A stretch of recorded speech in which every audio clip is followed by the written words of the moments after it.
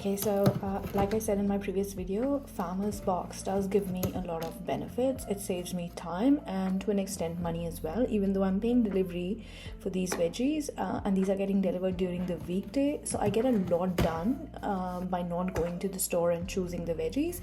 However, the effort that this does ask from me is to compare the prices, which I do with Woolworths and Pack and Save. These are the big supermarkets in New Zealand. So yeah, do your math, do your research and see what works for you.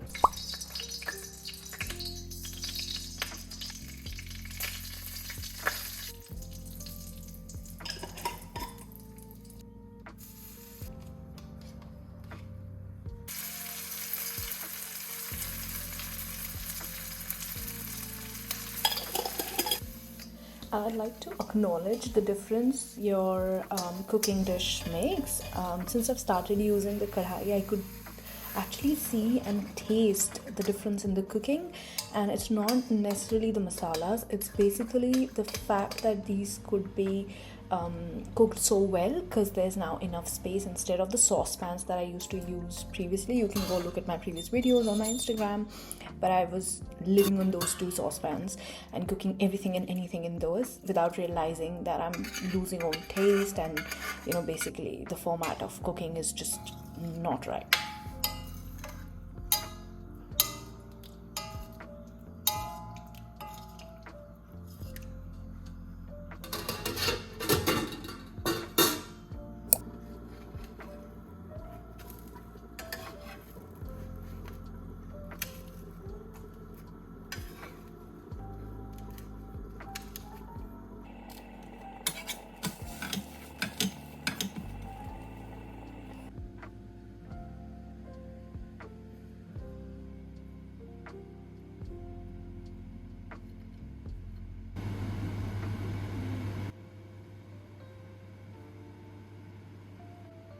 Prepped yesterday. I'm just gonna strain it. I'm gonna have it, and then I'm gonna go see my babies, my wee and not so wee plants. Having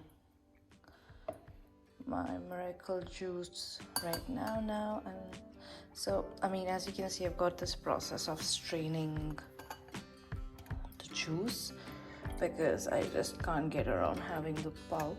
But yeah, let's just add a little bit more to it. The entire thing. Just let it strain. Okay, let's go. These are my babies. My house smells so good because of all of my babies. For some reason, I have a thing for perfumed or scented flowers. I've got loads of varieties of jasmine, lavender, elysiums and whatnot. Let's go outside and have a look. I didn't forget mentioning these. All of these are gifts from our housewarming, and I just love these babies. These are indoor plants, orchids, in case you didn't notice already. We've got a snake plant there.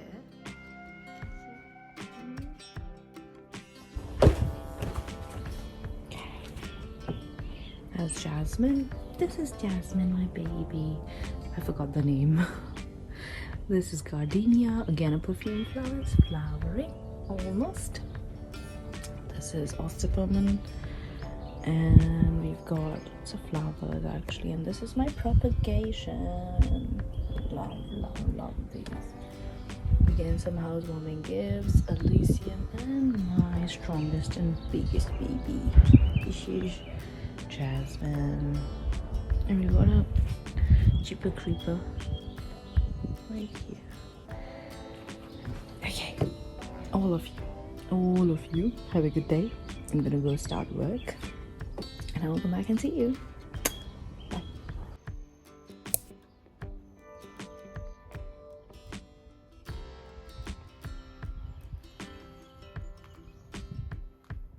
Ooh, and I forgot to mention something about this box. It acts as my glass house box or something, and it basically helps propagating. So I'm creating a humid environment through this. It's lined up so sun doesn't get in, and so yeah.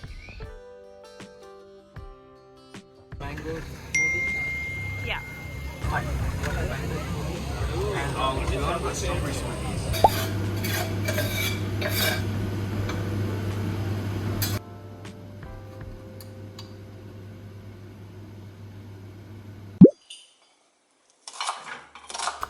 So a note on meal prep. I've actually heard a lot of people have a misconception that when people say meal prep, they totally mean to not cook absolutely through the week and they just open a box and eat out of it or heat it and eat it.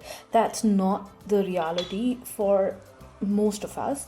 Meal prep certainly means that you either half cook or cook a part of your meal. That basically will take a lot of time if you would have cooked during the week. And also, now I'm sure all of us know that it is science backed that you should be eating your food the next day to save on calories or sugar, blood sugar spikes, and whatnot. So, yeah, for those people who want to but are skeptical to meal prep, do your research. I mean, like I am preparing Indian meal, so the meal prep would look entirely different from somebody who's basically going to be living on, say, a non-vegetarian meal prep diet or a non-vegetarian Indian diet or a non-vegetarian continental diet. It'll vary based on your needs, your culture, your ethnicity, your requirements, and what the reason. So the core of this is, why are you doing it? It's either to save time or save efforts, or just because you've got time today and may not have it during the week, which is exactly the case right now with me. So yeah, do your research and please don't judge.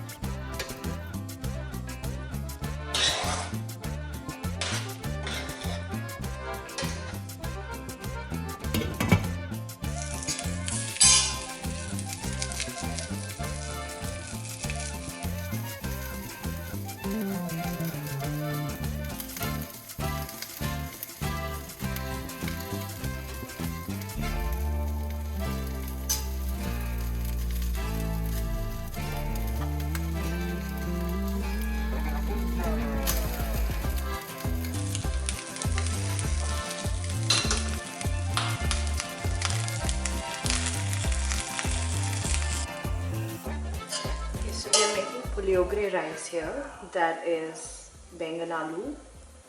This is from a leftover rice, and I'm gonna have a hectic week, and I know that already, and therefore I'm just gonna prep as much as I can.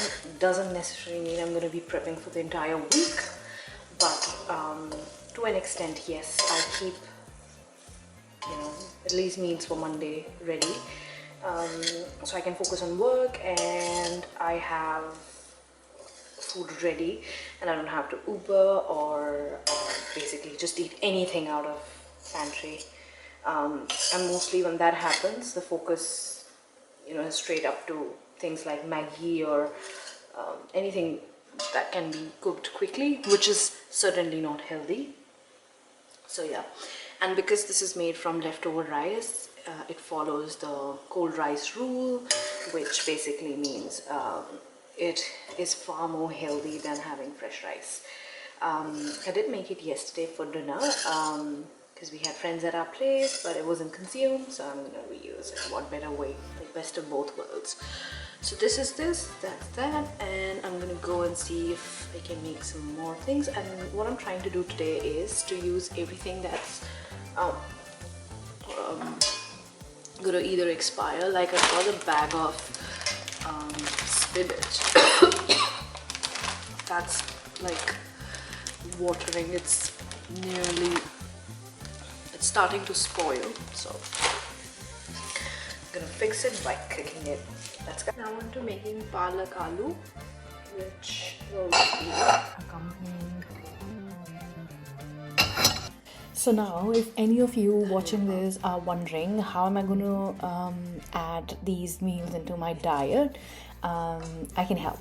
So puliyogare will be used as breakfast on Monday morning. I freeze coconut chutney. I have cubes of it in my refrigerator all the time. That and the green chutney that I can use whenever I want to. So puliyogare will be accompanied by coconut chutney, which is very healthy. If you're trying to manage your hormones and stuff, coconut is it's a good aid to your hormonal balance and stuff like that. So so that happens, followed by using the palak aloo, which I'm going to pair with dal because I'd like to add greens, and this is the simplest saag that I could have made. So there's a thing about juicing. I was strictly against it. I'd rather have a whole fruit instead of juicing it up. Only to realize that I've completely skipped the important veggies or fruits that I actually needed to maintain the PCOD level, the hormones that were just going berserk inside me. So yeah, it's important, and for me right now, it's the only way I can eat beetroot. I think in hindsight, I did skip using the most important veggie for maintaining the iron levels or collagen levels in your body, just because I was against juicing. I'm also trying to keep the pomegranate peeled and ready for the weekday, because otherwise I would end up binging on stuff like matri, chakli or tea time snacks that I generally buy. So to save myself, I am going to put it in a stasher and put it in the refrigerator. I'm going to grab it whenever I'm on my way to binge. It's my way of telling myself to eat healthy, which makes me wonder, how do you stay on track? Comment please. Bye bye.